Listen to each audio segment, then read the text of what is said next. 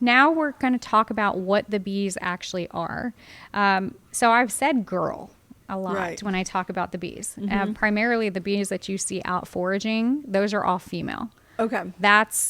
Those are the worker bees. They're the ones actually in charge of the entire colony. And from the day that they're laid, from the day that the queen will lay the actual egg to the day that they emerge, not necessarily hatch, it takes 21 days. Wow. So they're all female, and they have multiple different roles throughout their life. What I think is really interesting, though, is that a spring and summer worker bee, she'll only live for about 6 weeks. Wow. Versus a fall winter bee, which will roughly be around 4 to 5 months. And it's mainly because the worker bees are out foraging. You know, they're risking their life to be able to provide. And then they come back home, their wings get tattered, versus a fall bee. They're a little bit thicker, a little bit more robust. They're built to keep their colony warm. So depending on the season, they have different roles. When you go throughout the season, like of the worker bee, what her roles are. So from the day that she emerges, 1 to 2 days, her primary role is she's a housekeeper. So she's going to keep everything clean, keep the brood warm. To day 3 through 5, then she turns into a nurse. She's feeding the larva. She's taking care, tending. She's a caretaker in that sense. From day 6 through 11, she continues to feed the larva, but then her feed that she's feeding, it turns to it's more royal jelly. Okay. So that's the only time they're able to produce the actual royal jelly. Day 6 through 11. Yeah, day 6 through 11. And the royal jelly is what kind of indicates when they're making a queen.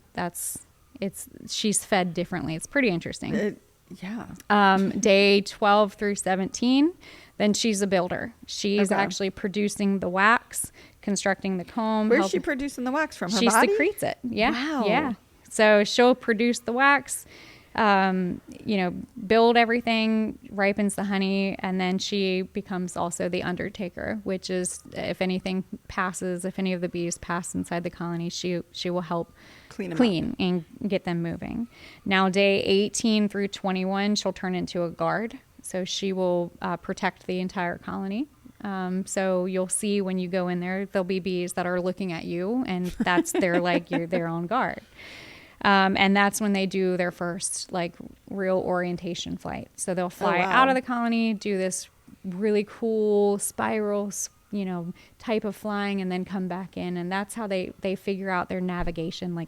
That's how they figure out where they're supposed to be. Okay. And then day 22 through 35, that's when she becomes a forager.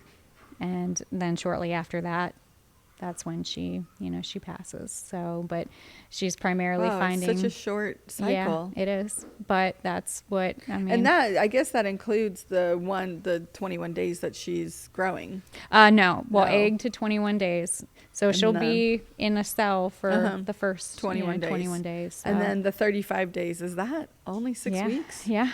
Yeah. Oh, wow. So I guess it is. From the time, but she'll collect pollen and propolis and water and nectar and all of that. And then she dies, and I guess then another worker bee takes over. Pretty much.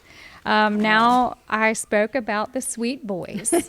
So the boys you'll never see them foraging. Okay. That's not their role. Their role is to be taken care of, be pampered, and to mate. And the old sweet boys. Okay. Now from an egg to emerging, it's 24 days. So he's bigger. He's going to take a little bit longer to come out. Okay. Their main job is to mate, and that's pretty much it.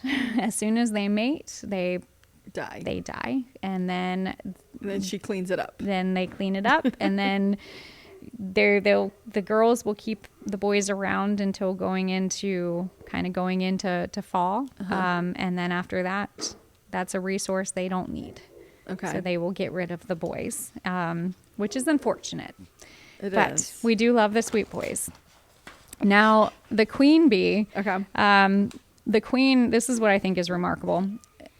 the queen bee is the largest bee that is in that, like in the colony. Mm-hmm. Now, from the day that the egg is laid to the day that the queen emerges, it only takes 16 days. Wow. Do they lay a queen every year, or is it? The girls will determine. So an egg is an egg until the girls determine that they want. So then it could just be like they're basically overthrowing their queen. Well, if they decide couple of times. Yeah, they could overthrow. It could be a supersedure, which is, overthrowing, or it could be a swarm, which they need to just make a new one. Okay. Or something might have happened to the queen.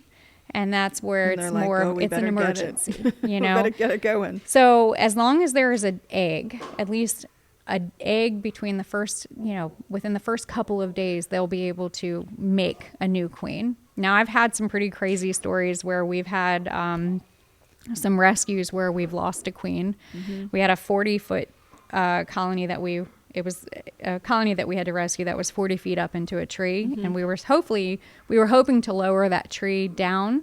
It didn't work out that way. The arborist was like, no, it's not going to happen. They had to take the tree, and all the arborists went running, and I went running too. And that was a very high up, but that fall devastated that colony. Mm-hmm. Lost the queen, but I was able to bring the entire colony back home and fit it back together.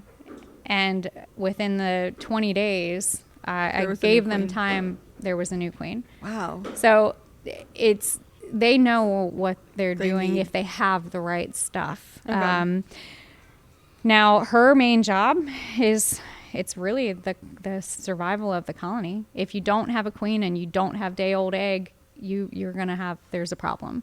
Okay. And that's where you need to step in or use from another colony by pulling a frame of day-old eggs and giving. Okay. So that's why it's always great to start with 2, because you never know if one is going to save the other one. Or you might end up having to combine them at some point going into winter, which I do all the time. During the flow, so this time of year to summer, she's laying up to 2,000 eggs a day. Wow. Which is crazy. How many eggs she's laying for the greater good of the survival. And her lifespan can be 2 to 5 years of being alive. So I think that is quite amazing when you look at the queen. The next pick is just a fun one. It's how do you find the queen? So when you think about her size being different, because when you're pulling up a frame, you're going to see all the bees around. Mm-hmm. But essentially, you're going to look for the long queen. Is this her? That is her. And she's going to have a bald back. Now, some people will actually paint the back of their queens, like put a dot, depending on what they are. I don't. So, and I'll show you little tricks when it comes to finding a queen. And there's another one. There she is. There she is. Getting good. Yeah, you are getting good.